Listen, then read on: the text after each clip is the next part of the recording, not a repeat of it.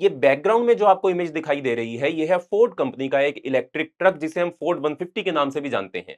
पर फोर्ड को इसकी प्रोडक्शन को कम करना पड़ा। अब आप सोच रहे होंगे कि आज हम कार्स के ऊपर क्यों बात कर रहे हैं, क्योंकि इसके थ्रू हम समझेंगे कि चाइना कैसे पूरे वर्ल्ड की इलेक्ट्रॉनिक व्हीकल की मार्केट को कंट्रोल कर रहा है और इसके थ्रू कैसे पूरे वर्ल्ड को इन्फ्लुएंस करने की कोशिश कर रहा है। तो आइए शुरू करते हैं बिना किसी देरी किए। चैनल का नाम है दी आइए सब, मेरा नाम है राही मेहता और समझते हैं सारा इशू। तो देखो दोस्तों, ये जो ट्रक था इसमें कोई कमी नहीं थी। इसके अंदर वो सभी फीचर्स मौजूद थे जो लोग पसंद कर रहे थे, बट इसका प्राइस जो था वो एक्सपेक्टेड अमाउंट से बहुत ही ज्यादा था। और ये समस्या सिर्फ फोर्ड के साथ जुड़ी हुई नहीं है। अगर हम यूएसए और यूरोप के अंदर इलेक्ट्रिक कार्स के एवरेज प्राइस की बात करें तो वो कहीं जाकर 60 to 65,000 डॉलर के आसपास जाकर बैठता है। बट अगर हम चाइना के अंदर ही मिलने वाले इलेक्ट्रिक व्हीकल की बात करें, इलेक्ट्रिक कार की बात करें, तो वो कहीं जाकर 30 to 35,000 डॉलर के आसपास बैठता है। इसका मतलब अमेरिका और यूरोप के अंदर मिलने वाली जो इलेक्ट्रिक कार्स हैं वो चाइना में मिलने वाली कार्स के लगभग डबल रेट के ऊपर मिल रही हैं। इसीलिए तो लोग जो है वो इतना जल्दी internal combustion engine based car से इलेक्ट्रिक व्हीकल्स के ऊपर शिफ्ट नहीं हो पा रहे हैं अमेरिका के अंदर। या बहुत सी ऐसी पॉपुलेशन है जो अभी भी इन व्हीकल्स को अफोर्ड नहीं कर पा रही है। ऑल्दो इलेक्ट्रिक व्हीकल की डिमांड पूरी दुनिया के अंदर पिछले कुछ सालों के अंदर बहुत बड़ी है, बट स्टिल इलेक्ट्रॉनिक कार्स अभी भी इंटरनल कंबस्शन इंजन को पूरी तरीके से रिप्लेस नहीं कर पाई हैं। बट फोर्ड ने इसको चेंज करने की कोशिश करी, क्योंकि किसी भी इलेक्ट्रिक कार के अंदर जो सबसे मेजर प्राइस पॉइंट है वो उसकी बैटरी है। कि किसी भी इलेक्ट्रिक कार की टोटल कॉस्ट का 40% कॉस्ट जो है वो उसकी बैटरी का ही कॉस्ट है। तो फोर्ड ने इसको ठीक करने की कोशिश करी। अभी अमेरिका के पास इलेक्ट्रिक व्हीकल को सपोर्ट करने वाली battery production units large scale पर मौजूद नहीं है। फोर्ड ने चाइना की एक कंपनी के साथ अमेरिका के अंदर ही इस प्रोडक्शन प्लांट को लगाने का प्लान किया, जिसके चलते अमेरिका के अंदर भी थोड़ी सस्ती बैटरीज प्रोड्यूस की जा सके जो उनके व्हीकल्स के अंदर इस्तेमाल हो, जिसके चलते व्हीकल का प्राइस भी रिड्यूस हो जाए और अमेरिका के अंदर इलेक्ट्रिक व्हीकल की डिमांड जनरेट की जा सके। बिल्कुल सही सोचा फोर्ड ने। बट फोर्ड ये भूल गया कि अमेरिका एंड चाइना के बीच में चल रही है ट्रेड वॉर, जो कि डोनाल्ड ट्रंप के दौरान ही शुरू हुई थी और बाइडेन के दौरान भी इसके कई सारे टर्म्स जो थे वो कंटिन्यू हुए। इसके चलते अमेरिका के किसी भी स्टेट ने फोर्ड को परमिशन नहीं दी कि वो किसी चाइनीज कंपनी के साथ मिलकर अमेरिका के अंदर एक बैटरी मैन्युफैक्चरिंग प्लांट खोले, क्योंकि चाइना का इंफ्लुएंस अमेरिका के अंदर कोई भी स्टेट बढ़ाना नहीं चाहता। पर चाइना के साथ ही क्यों? क्योंकि चाइना की जो कंपनीज हैं इलेक्ट्रिक व्हीकल कंपनी, अगर आप BYD की बात करो, अगर आप साइक मोटर्स की बात करो, चाइना की कंपनीज टॉप 5 के अंदर आती हैं। जितनी भी दुनिया के अंदर इलेक्ट्रिक कार्स बिक रही हैं उनमें से आधी कार्स तो चाइना की ही बिक रही हैं। तो चाइना के पास अच्छी टेक्नोलॉजी मौजूद है, इसका मतलब चाइना अच्छी बैटरीज बनाता है, पूरी दुनिया को बैटरी बनाकर बेचता है। फोर्ड ने तभी चाइना के साथ मिलकर अमेरिका के अंदर एक प्लांट खोलने की कोशिश करी, बट इस ट्रेड वॉर के अंदर वो उलझ गए। किसी भी स्टेट से परमिशन नहीं मिली, लैंड नहीं मिली, एग्रीमेंट नहीं साइन हो पाए, जिसके चलते फोर्ड को अपने इस प्रोडक्शन प्लांट को एक बार अवॉइड करना पड़ा। अभी पर मेन इशू है कि चाइना कैसे दुनिया का सबसे बड़ा इलेक्ट्रिक व्हीकल मैन्युफैक्चरर बन गया, कैसे चाइना ने पूरी की दुनिया की लिथियम आयन बैटरी के ऊपर अपना कंट्रोल एस्टेब्लिश कर लिया। आइए इसको भी समझते हैं। तो अगर हम बात करें चाइना की CATL कंपनी की, ये दुनिया की सबसे बड़ी लिथियम आयन बैटरी मैन्युफैक्चरर है। क्योंकि चाइना ने आज से कुछ साल पहले, 10-20 साल पहले ही चाइना ने यह समझ लिया था कि वो दुनिया का सबसे बड़ा ऑयल इंपोर्टर होने वाला है। अब दुनिया का सबसे बड़ा ऑयल इंपोर्टर अगर चाइना बन जाता, यानी कि उसको दूसरी कंट्रीज के ऊपर डिपेंडेंट रहना पड़ता अपनी एनर्जी सिक्योरिटी के लिए।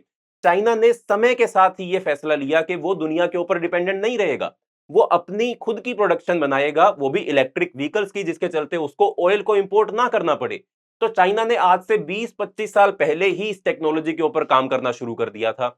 चाइनीज गवर्नमेंट ने खूब सब्सिडीज प्रोवाइड करी, टैक्स इंसेंटिव प्रोवाइड किए, जमीन दी लोगों को, सस्ते लोन दिए कंपनीज को, जिसके चलते चाइना के अंदर electric vehicle and lithium ion battery जो थी वो लार्ज स्केल मैन्युफैक्चरिंग जो चाइना के अंदर शुरू हो गई।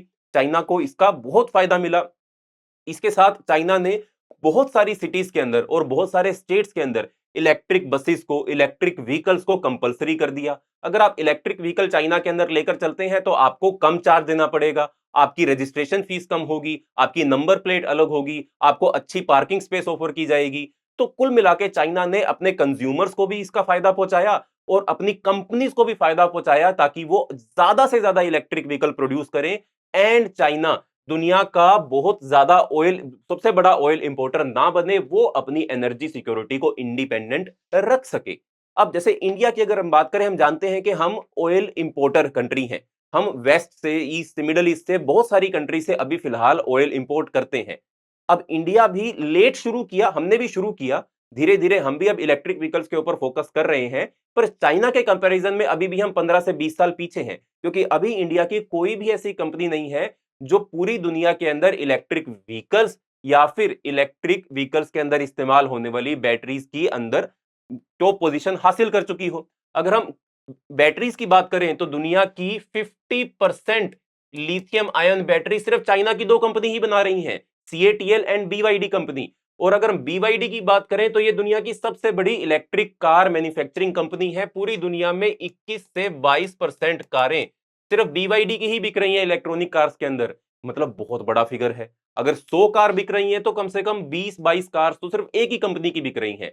पर इंडिया का किसी भी कंपनी का नाम जो है वो इस टॉप 10 के अंदर नहीं आता है। ऑल्दो इंडिया में टाटा ने और महिंद्रा ने इसके ऊपर काम करने की कोशिश की है, कई सारी कार्स को लॉन्च भी किया गया है, बट अभी हमें बहुत लंबा रास्ता तय करना है चाइना को compete करने के लिए।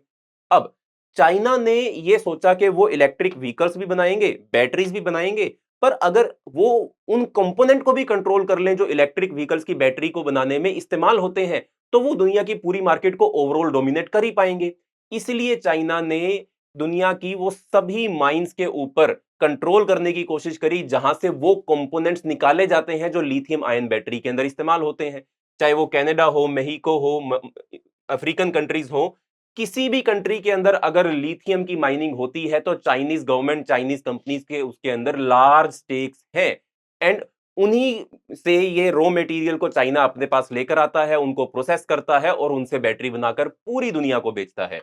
अब क्योंकि लिथियम आयन बैटरी के अंदर जो प्रोडक्ट इस्तेमाल होते हैं, जो मिनरल्स इस्तेमाल होते हैं, उनकी रिफाइनिंग एक बहुत ही ज्यादा पोल्यूशन बेस्ड इंडस्ट्री है। इसलिए डेवलप्ड कंट्रीज जो है वो लिथियम माइनिंग करती तो है बट रिफाइनिंग नहीं करती हैं। इसके अलावा लिथियम आयन बैटरी के अंदर निकल, कोबाल्ट और ग्रेफाइट, ये मेजर कंपोनेंट इस्तेमाल होते हैं और इन सभी कंपोनेंट्स को इस्तेमाल करने से पहले रिफाइन करना पड़ता है और रिफाइन करने में बहुत ज्यादा पोल्यूशन क्रिएट होता है। इसलिए शुरुआत से ही अमेरिका तो कभी भी किसी भी प्रकार की बैटरी मैन्युफैक्चरिंग कंट्री नहीं रहा। पहले जापान और साउथ कोरिया दुनिया की सबसे ज्यादा बैटरीज मैन्युफैक्चर किया करते थे, बट अब वो जो स्थान है वो चाइना ने ले लिया है। एंड चाइना को फायदा भी हुआ। चाइना के पास पहले से ही इलेक्ट्रॉनिक डिवाइसेस के अंदर इस्तेमाल होने वाली बैटरी बनाने के लिए एक सप्लाई चेन मौजूद थी।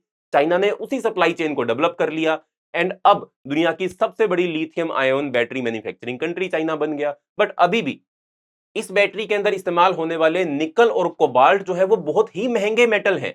चाइना ने उसको भी अवॉइड करना शुरू कर दिया। देखो, थोड़ा सा और समझ लेते हैं। किसी भी लिथियम आयन बैटरी के अंदर 4 मेजर कंपोनेंट होते हैं, anode, cathode, separator and electrolyte.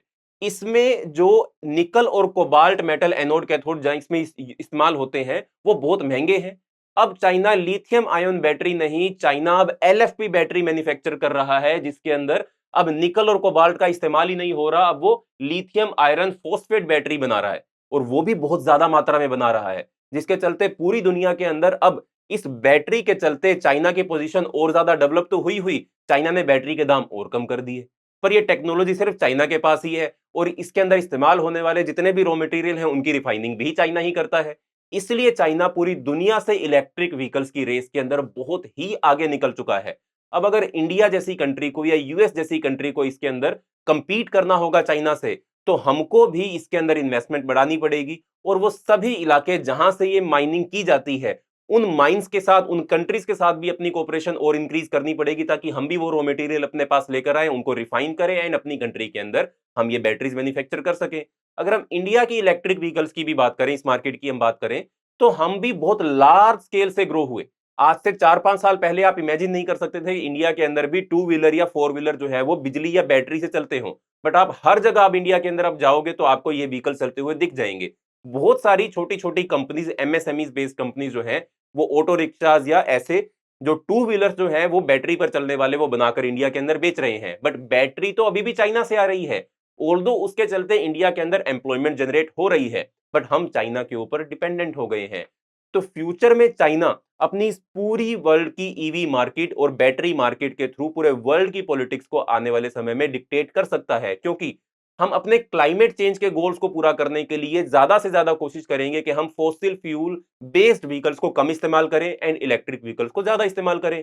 But China किसी भी प्रकार के डिप्लोमेटिक सिचुएशन के दौरान अगर वर्ल्ड को बैटरी की सप्लाई कम कर देता है, तो ये पूरे वर्ल्ड की एनर्जी सिक्योरिटी के लिए खतरा हो सकता है एंड क्लाइमेट गोल्स जो हैं हमारे क्लाइमेट चेंज को रोकने के लिए, उसको भी चाइना जो है वो इन्फ्लुएंस कर सकता है। That is why China is currently winning the EV war. But हम ये उम्मीद करेंगे कि अमेरिका और इंडिया और यूरोप ये सभी मिलकर आपस में कोऑपरेशन करें, ताकि इन कंट्रीज के अंदर भी ऐसी टेक्नोलॉजी डेवलप की जा सके और ऐसी रिफाइनिंग बेस डेवलप की जा सके जिसके चलते इलेक्ट्रिक व्हीकल बैटरीज इंडिया और डेवलपिंग कंट्रीज के अंदर भी मैन्युफैक्चर हो, ताकि चाइना को compete किया जा सके और चाइना को पीछे भी किया जा सके। ऑल्दो बहुत मुश्किल है ये, बट हम होप जरूर करेंगे इस बात की। तो आई होप आपको ये मुद्दा समझ में आया होगा कि कैसे चाइना अपनी इलेक्ट्रिक व्हीकल्स के थ्रू पूरे वर्ल्ड की पॉलिटिक्स को फ्यूचर के अंदर डोमिनेट करने वाला है।